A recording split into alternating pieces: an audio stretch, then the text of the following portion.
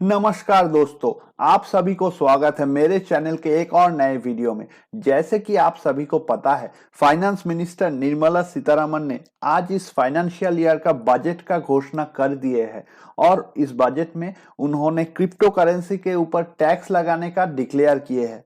तो आप अगर बिटकॉइन, इथेरियम जैसे क्रिप्टो एसेट्स में इन्वेस्ट करते हैं या फ्यूचर में इन्वेस्ट करने की सोच रहे हैं, तो इस वीडियो को आप बिल्कुल एंड तक देखिए और मैं आशा करता हूं कि आपको इस नए क्रिप्टो टैक्सेस के बारे में पूरा जानकारी मिल जाएगा।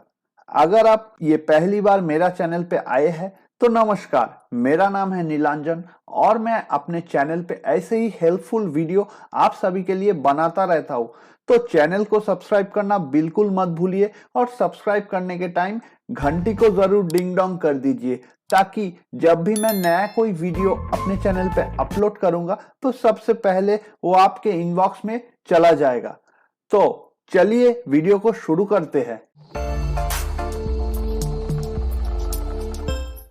पहला चीज जो बजट में अनाउंस हुआ है, क्रिप्टो करेंसी और डिजिटल एसेट के सेल के ऊपर फ्लैट 30% का टैक्स लगेगा। इसमें सिर्फ क्रिप्टो करेंसी नहीं, अगर आप कोई भी डिजिटल आर्ट जैसे कि एनएफटी या नॉन फंजिबल टोकन का भी सेल रिसेल करते हैं तो उसमें भी आपको 30% का फ्लैट टैक्स देना पड़ेगा। इधर ये याद रखना बहुत जरूरी है कि ये जो टैक्स है ये फ्लैट 30% है।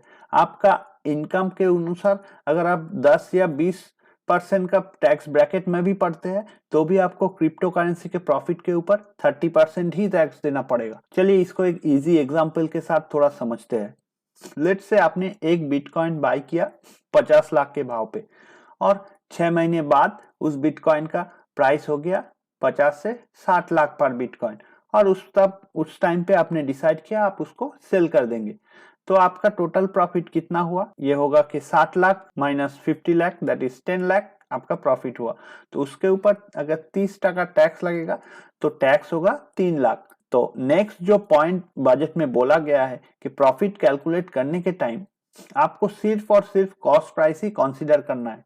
फॉर एग्जांपल, आपने अगर पहले एग्जांपल में अगर क्रिप्टो करेंसी को ट्रांसफर किए थे किसी को और उसमें आपको 10,000 रुपया फी पे करना पड़ा, जो कि इथेरियम या बिटकॉइन ट्रांजैक्शन में काफी कॉमन है क्योंकि गैस फीस इतना हाई रहता है तो ट्रांजैक्शन फी भी देना पड़ता है।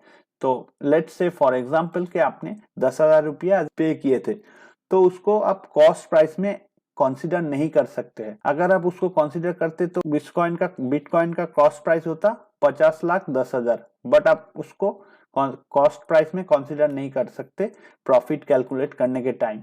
आपको प्रॉफिट कैलकुलेट करने के लिए सिर्फ और सिर्फ कॉस्ट प्राइस ही कंसीडर करना है। आप कोई भी ट्रांजैक्शन फी या चार्जेस उसमें ऐड नहीं कर सकते। तीसरा पॉइंट जो उन्होंने बोला है, मैं पहले भी मेंशन कर चुका हूं कि आप अगर कोई डिजिटल आर्ट, एनएफटी या तो मेटावर्स में आप अगर कोई डिजिटल लैंड को सेल या रिसेल करते हैं तो उसको भी आप प्रॉफिट में उसके ऊपर भी 30% का टैक्स, फ्लैट टैक्स देना पड़ेगा। नॉर्मल क्रिप्टो ट्रांजैक्शन की तरह डिजिटल आर्ट के ऊपर भी 30% का फ्लैट टैक्स आपको देना पड़ेगा। चौथा पॉइंट जो बजट में मेंशन किया गया है कि अगर आपको क्रिप्टो करेंसी ट्रांजैक्शन में कोई लॉस हुआ है तो आप उस लॉस को अपना दूसरा टैक्सेबल इनकम के साथ नॉलिफाई नहीं कर सकते हैं। जैसे कि अभी आप सभी को पता है बिटकॉइन ऑलमोस्ट 50% डाउन है ऑल टाइम हाई से, तो आई एम श्योर कि आप बहुत लोग लॉस में चल रहे हैं। तो as per new tax rule उस लॉस को आप दूसरा इनकम के साथ नॉलिफाई नहीं कर सकते। जैसे कि नॉर्मल इक्विटी या स्टॉक्स में होता है, आपको अगर लॉस हुआ है तो उस लॉस को आप अपना रेगुलर इनकम के साथ एडजस्ट कर सकते हैं, बट क्रिप्टो में ये प्रोविजन नहीं दिया गया है। बट इधर ये चीज बहुत इंपॉर्टेंट है, थोड़ा ध्यान से समझिए। अगर आप लॉस करते हैं तो उस लॉस को आप दूसरा कोई क्रिप्टो करेंसी गेन के साथ एडजस्ट कर सकते हैं, दूसरा कोई इनकम के साथ एडजस्ट नहीं कर सकते। बट अगर आपका कोई क्रिप्टो करेंसी में प्रॉफिट हुआ है दूसरा क्रिप्टो करेंसी ट्रांजैक्शन में तो उसके साथ आप इसको एडजस्ट कर सकते हैं। इसको हम अगर एक एग्जांपल के साथ समझते हैं तो जैसे कि हमने पहले एग्जांपल में देखा, आपको बीटीसी ट्रांजैक्शन में 10 लाख का प्रॉफिट हुआ था। लेट्स से आपने इथेरियम का भी ट्रांजैक्शन किया और उसमें आपको 5 लाख का घाटा हुआ है, तो इसमें 5 लाख लॉस हुआ और 10 लाख प्रॉफिट हुआ।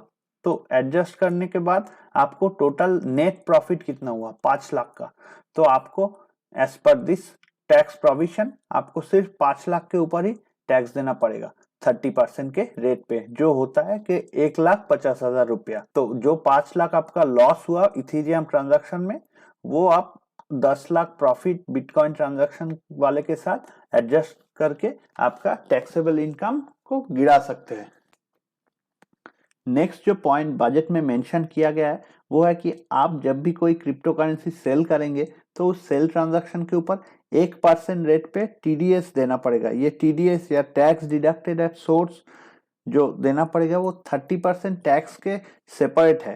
तो 30% टैक्स तो आपको देना ही पड़ेगा, बट कोई भी सेल ट्रांजैक्शन के ऊपर 1% रेट पे टीडीएस भी देना पड़ेगा।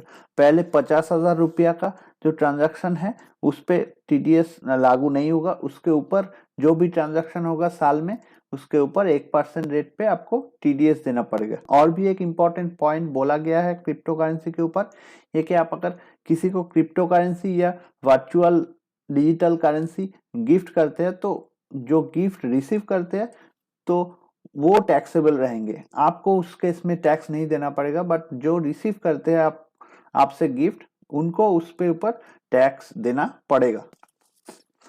आरबीआई ये भी अनाउंस किए है कि वो अपने खुद के सीबीडीसी या सेंट्रल बैंक डिजिटल करेंसी भी 2023 के पहले इंट्रोड्यूस करेंगे।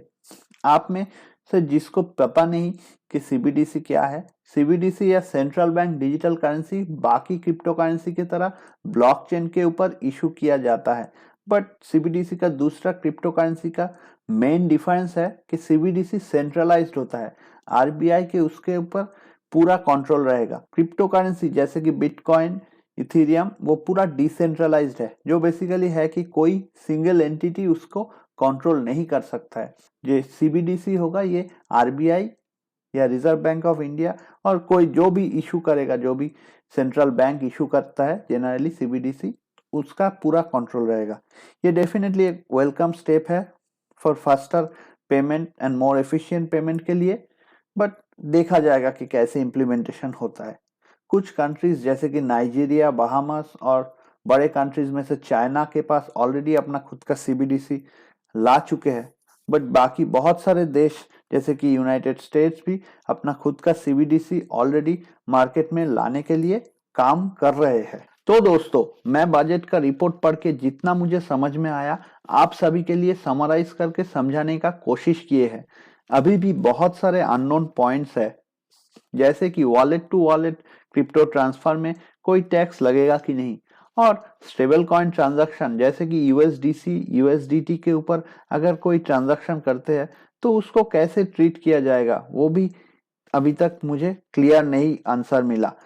फाइनेंस मिनिस्टर ने यह भी बोला है कि डिजिटल एसेट रिपोर्ट करने के लिए आईटीआर में या इनकम टैक्स रिटर्न फाइल में एक नया शेड्यूल ऐड किया जाएगा, बट उसमें क्या क्या डिटेल्स भरना पड़ेगा उसके बारे में भी हमें अभी भी कोई जानकारी नहीं है। फाइनेंस मिनिस्टर ने मेंशन किए है कि कुछ दिन बाद एक बिल पास होगा जिसमें सभी डिटेल्स बोल दिया जाएगा।